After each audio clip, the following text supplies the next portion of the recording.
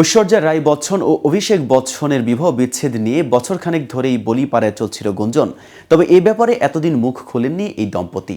অবশেষে নিজেদের 17তম বিবাহ বার্ষিকীর দিনেই সবটা খোলাস করে দিলেন ঐশ্বরিয়া নিজেই। পরিবারের সাথে একটি ছবি শেয়ার করে সব গুঞ্জনে পানি ঢাললেন অভিষেক। বিষয়টি নিয়ে বিস্তারিত জানাতে কেটিভি শোবিজ থেকে আমি মেহেদী হাসান আছি আপনাদের সাথে। শোনা যাচ্ছিল বচ্চন পরিবারের সঙ্গে ক্রমাগতই নাকি দূরত্ব বাড়ছিল অভিনেত্রীর। মাসখানেক আগে ননদ শ্বেতা নন্দার 50তম জন্মদিনের পার্টিতেও দেখা যায়নি অভিষেক ঐশ্বর্যাকে।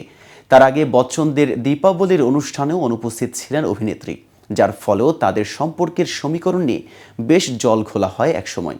2007 সালে অমিতাভ বচ্চনের পুত্র অভিষেক বচ্চনের সঙ্গে 7 পাকে বাঁধা পড়েন ঐশ্বর্যা।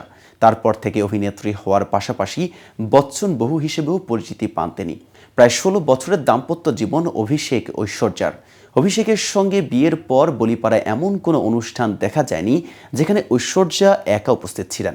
সব সময় অভিষেকের সঙ্গেই দেখা যেত তাকে। কিন্তু গত বছরে যেন বদলে যায় সেই ছবি। একে অপরকে ছাড়াই যাচ্ছেন সব জায়গায়। গত প্রায় 2 দশকের পথ চলায় একাধিকবার বিভিন্ন ধরনের গুঞ্জন তৈরি হয়েছে বচ্চন পরিবারকে ঘিরে। এবার অবশ্য সব জল্পনার অবসান ঘটিয়ে 21 এপ্রিল অভিষেক ও মেয়ে আরাধ্যার সঙ্গে ছবি দিলেন ঐশ্বর্যা। ক্যাপশনে শুধুই হৃদয়ের ইমোজি। মায়ের কাঁধে মাথা দিয়ে রেখেছে আরাধ্যা, মেয়ের মাথায় থুতনি ঠেকিয়ে পোজ অভিষেকের। নিজস্বীটি তুলেছেন ঐশ্বর্যা। এই একই ছবি নিজের ইনস্টাগ্রামে পোস্ট করেন জুনিয়র বচ্চন।